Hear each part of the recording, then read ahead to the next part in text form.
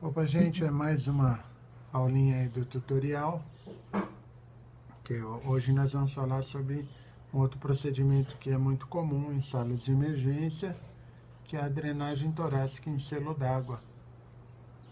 Uma coisa importante aí de vocês saberem, e é algo que, na minha opinião, deveria ser uma técnica de conhecimento do médico, não só do cirurgião.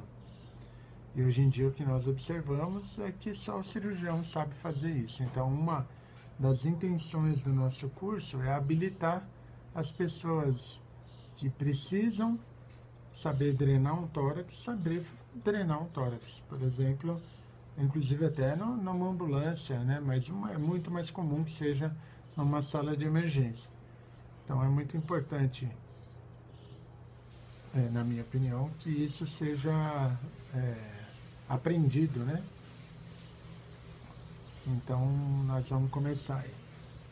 Bom, essa primeira cena aqui é interessante de vocês verem que na realidade não tem a ver muito com a drenagem de tórax. É para vocês verem, na da esquerda, veja a punção no segundo espaço intercostal. Teoricamente está meio longe aqui, mas provavelmente segundo espaço intercostal, em que o colega deve ter feito na intenção de aliviar algum pneumotórax, algo que ele tenha observado e feito diagnóstico aí. Mas preste atenção depois na tomografia, né? A tomografia mostra que está totalmente fora, né, da cavidade torácica, está no subcutâneo, na musculatura dele ali, né?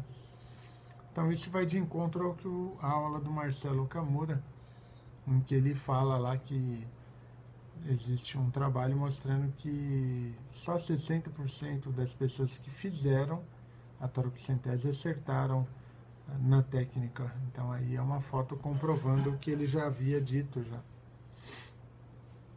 Bom, mas quais são as indicações no trauma, né? As indicações, porque tem as indicações de drenagem fora do trauma que não é objeto de discussão aqui. No trauma, são basicamente duas, né? É o pneumotórax, que vocês estão vendo aí, é quando há uma comunicação anormal entre a pleura e o ambiente,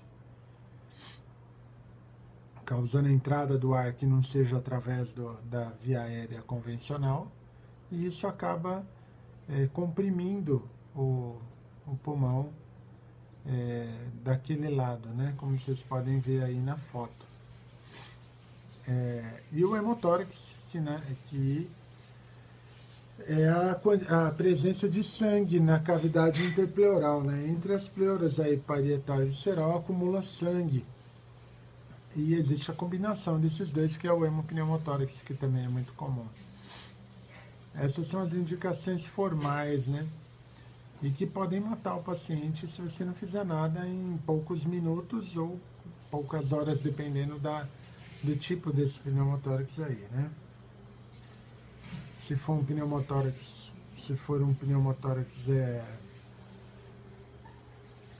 hipertensivo, em minutos, né? A gente pode perder essa pessoa aí. O pneumotórax aberto, ele já não... a gente pode perder a pessoa também em alguns minutos. E o pneumotórax traumático não hipertensivo, depois de algumas horas, ele pode se tornar hipertensivo. Então, por isso que é importante você dominar essa técnica. Mas quando que a gente deve evitar, se possível, preste bem atenção no que eu estou falando, evitar, se possível, de drenar o tórax sem raio-x ou algum exame de imagem, porque muitas vezes você não precisa de exame de imagem, como a gente já deu em outra aula, para fazer uma drenagem de tórax. Por exemplo, o cara tem um enfisema subcutâneo e está com insuficiência respiratória. Você vai esperar o raio-x para isso? Não. Drene, entendeu? E na dúvida, drene. Agora, existem algumas pequenas, é isso que pouca gente fala, é isso que a gente quer falar aqui, condições em que, se você drenar o tórax, você pode matar a pessoa. Exemplo é esse próximo slide aí, que fala sobre lesões de vasos principais. Aí nós temos uma lesão,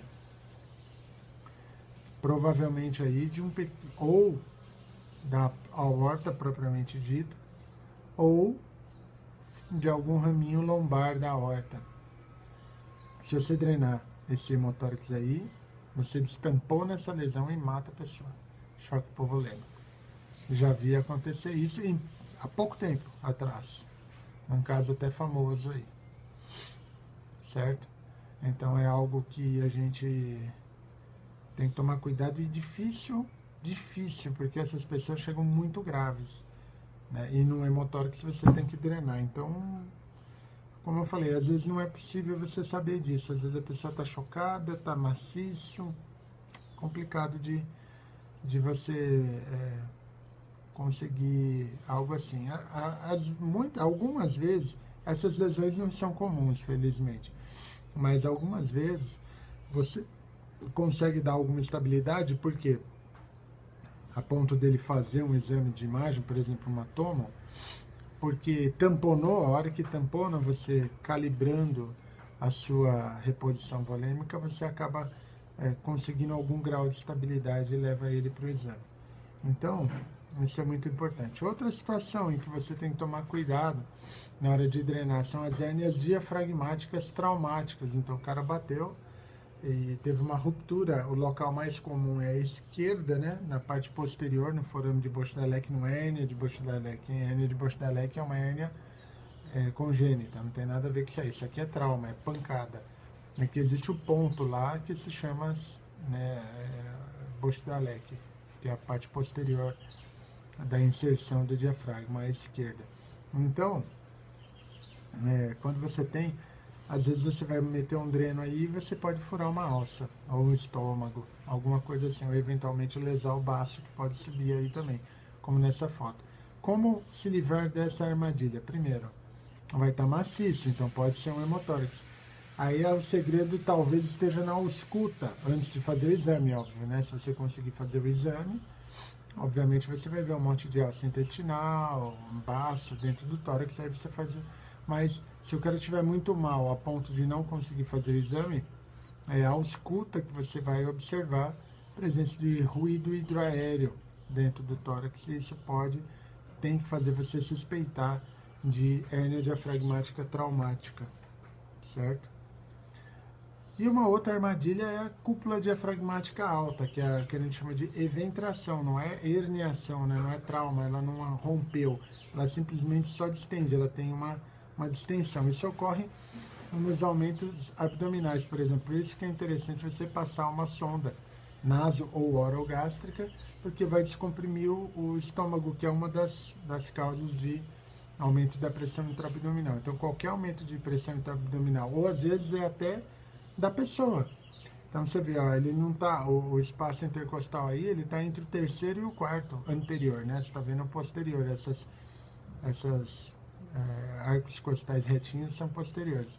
Então o anterior está entre o terceiro e o quarto. Se você funciona no quinto, drena no quinto, algumas vezes você pode entrar no abdômen, certo? Então essas são as armadilhas da drenagem de tórax.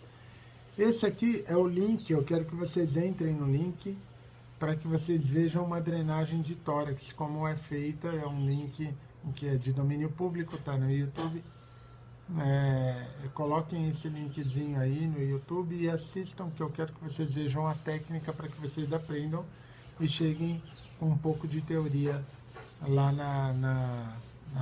no evento ao vivo, para a gente fazer isso aí, para vocês aprenderem a fazer, quem não sabe, né? Quem sabe, relembrar. Ok? Beleza, valeu.